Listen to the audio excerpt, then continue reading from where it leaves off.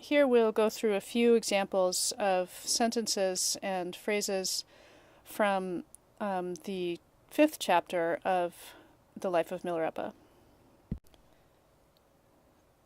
Let's start by taking a look at the first line here, ending in the she. We have the first person I in the agentive case, and we have a verb that we've commonly seen in this story, to ask, I asked, or I requested. And so in the middle of that is what he requested. And then just to look ahead briefly, we have the next phrase right here, from the Lama's mouth, literally, or in other words, the Lama said. And then at the end of this, we have the word, the honorific to say, the verb to say. So this in between here is likely to be what the Lama said, unless there's another break in the middle of this few lines. And this right here is what I asked. So I asked, and then we see right here the honorific nang, to give. We see the oral instructions, and we have the Lama followed by a law. So I asked the Lama to give the oral instructions. To me is implied. Let's take a look at the next phrase up to this she. So we have nga la and ye. So this is a phrase we know well, construction we know well. So nga in the 7th case, with the ye, I have something. So this is the Lama's response. And let's identify some vocabulary. We have Utsang is a place. Utsang ne, from Utsang. Lopma is students. Depa is an adjective, faithful or devoted.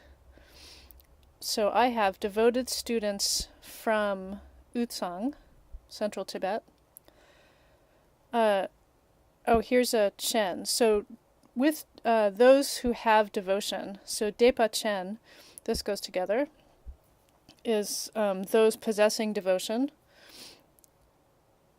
And then mangrab, a lot. Coming. So kin, verb kin, I think we've seen this expression before in this text. It's been used a number of times. Makes the verb into a kind of a gerund. So I have coming.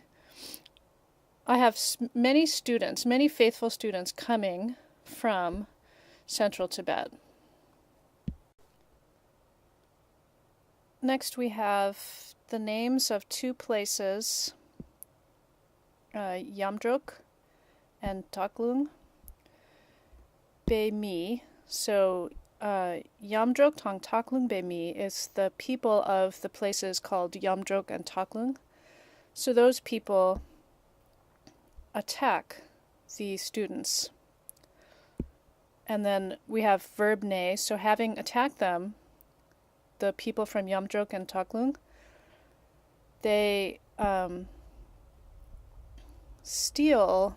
This means to hide. Juk in this case, hide or steal would make more sense in English. The offerings, steal their offerings. The students who travel through this region, their offerings are stolen by the people from Yamdrok and Taklung successfully.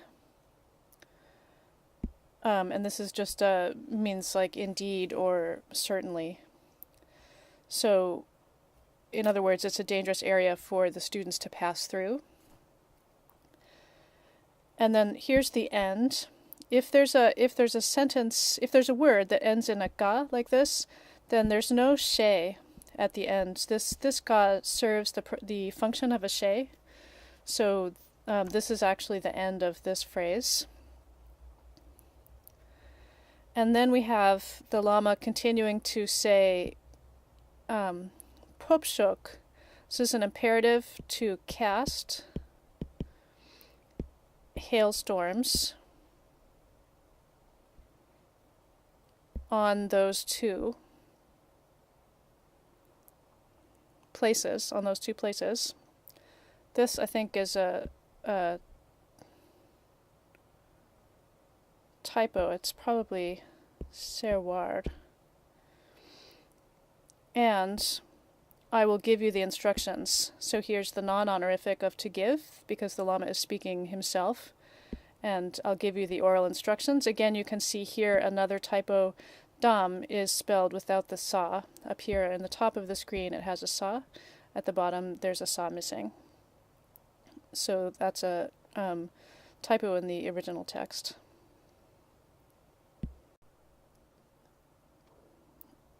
Next. Then, several days passed. Song is the verb that's often used for time passing. So several days passed, and the Lama asked. Now let's identify some vocabulary. Shapchakba.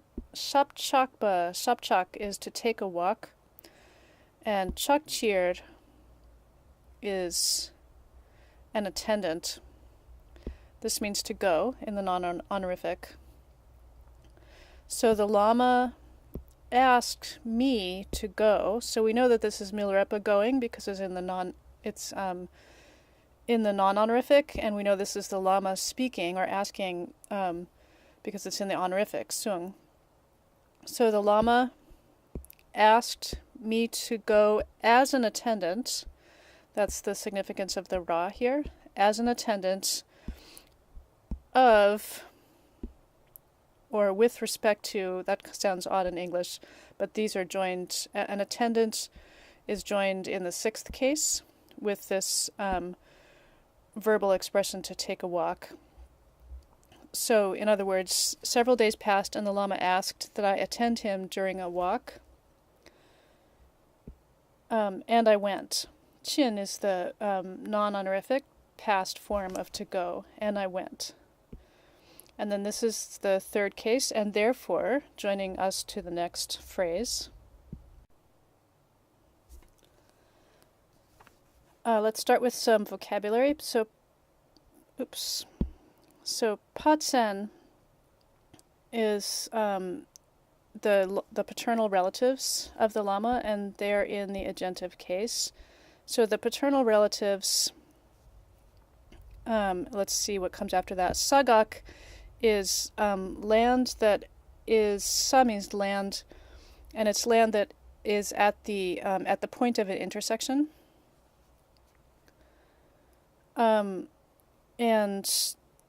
then if we read this way, what kind of land is it? It's land that's protected. So sung is to protect, a verb. So land that's protected by, with the key here, by the Lama's paternal relatives. And we'll look to the verb now, to arrive, chun. So I arrived, or we arrived, at that. This is that with a ra. So at that land which is protected by the Lama's paternal relatives. And having arrived there,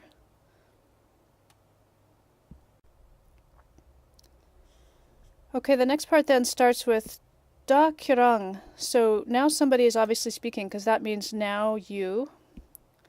And we see at the end of the phrase that we have a sung. So it sounds like this is going to be the Lama speaking.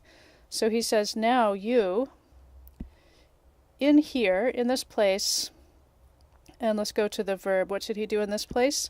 Seek. He should erect or build. And what should he build? Come back to the beginning. Gar, a tower. Drushi, here's an adjective, with 4 corners. So, in other words, a square tower. Gyabo is gray in color. Gutok is with 9 stories. Gachira is a a turret at the top of the tower. And then there's a word that's kind of missing here that would be helpful to know. So let's just identify vocabulary first, and we'll come back to that. So here we have then 10 stories, yubachik. So a tower that has. So the basic construction is you now in this place build a tower that has, and then all of this is a description of the tower. So these are all adjectives for the tower. And so what's missing right here, what would be nice to have is tangche, which you've seen this construction before, tangche or tangcheba. It means possessing. So or having. So what this is a 9-storied gray-colored square tower.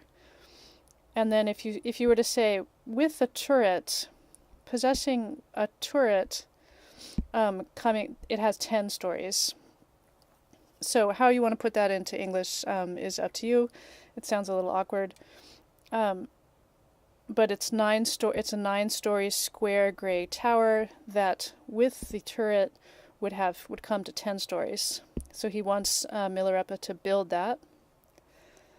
And then Drupa, when you've accomplished that, or accomplished, it doesn't say when, but you have to sort of fill this in.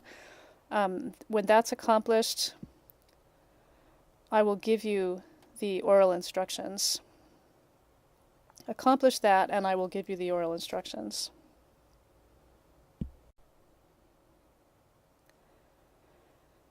Next, from the Lama's mouth, in other words, the Lama said, and here's our verb to say, the Lama said, put this in quotes, the Lama said, great magician, this is what he calls Milarepa, great magician, what do you have as your initiation fee, or what initiation fee do you have?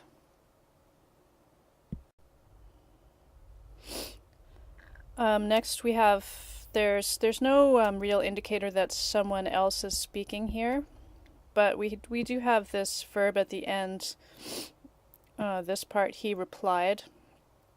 So this is Milarepa speaking now.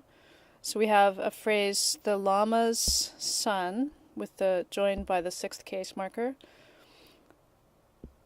Shapdok is the labor or the work, and drup is the past tense of the verb that we saw at the end of the last example.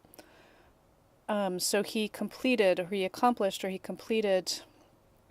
the work of the tower for or of the Lama's son. And therefore,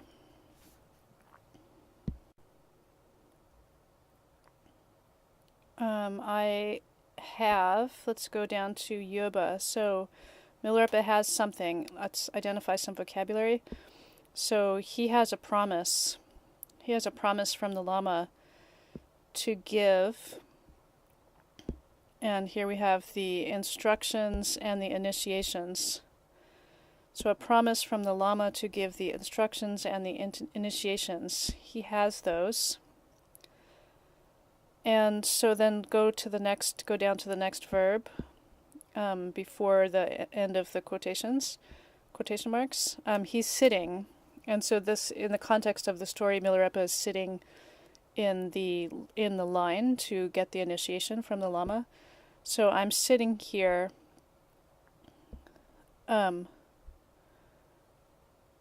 hoping, Re means hoping, that he will give, and De, it's confusing. It could be De, the Lama in the agentive case, or it could be for the reason that I have the promise that he would give them. There's not a clear way to know what that refers to. but the meaning is clear, that he's sitting in the initiation line hoping that the Lama would give for that reason, and the reason being that he has the promise that he would do that.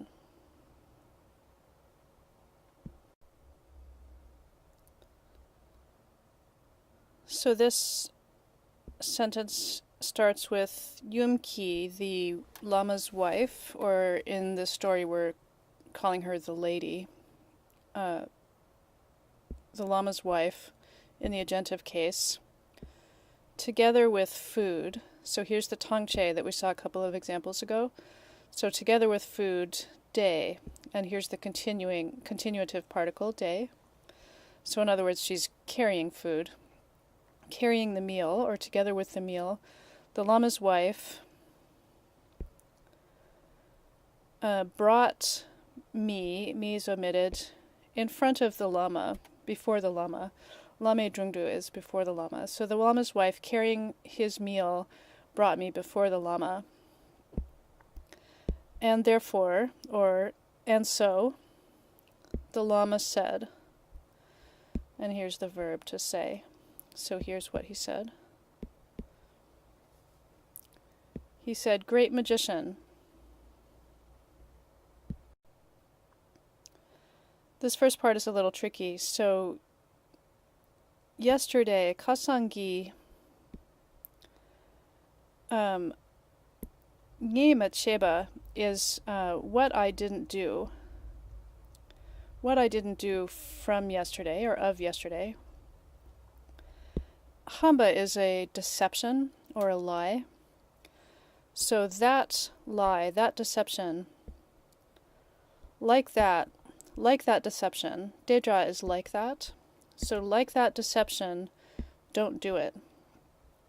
So like that deception, which I didn't do yesterday, don't do it. So in other words, it's a little tricky to figure out, but it means something like, don't lie and say I did what I didn't do yesterday.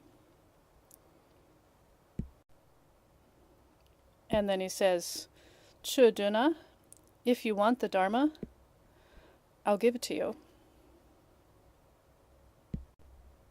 So keep this sentence in mind when you see it in context in the story, and it'll make more sense at that time.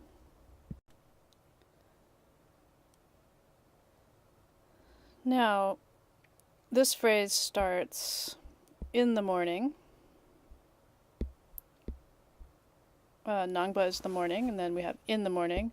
Again, the Lama came, the Lama arrived. And having arrived,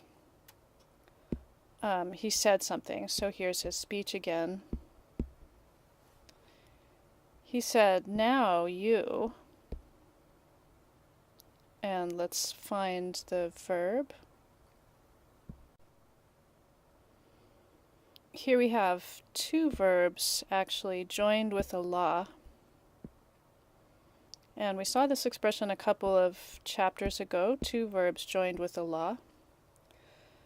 So the first verb is to erect, long, and tro long. Tro is sometimes added to some other verbs and other expressions to mean what's remaining. So sometimes it refers to food that's remaining or food uneaten. So trolong is erect the remaining parts of, erect what's remaining of, and then biu is part of the turret, and kyam is the walkway around the tower. So as you know, there's around stupas or monasteries, there'll be a walkway around it. Kyam is a verb that means to walk. So the kyam is the walkway around the tower, and the beu is the part of the turret. So he's telling him to erect what's remaining of those two parts of the building, and then finish it.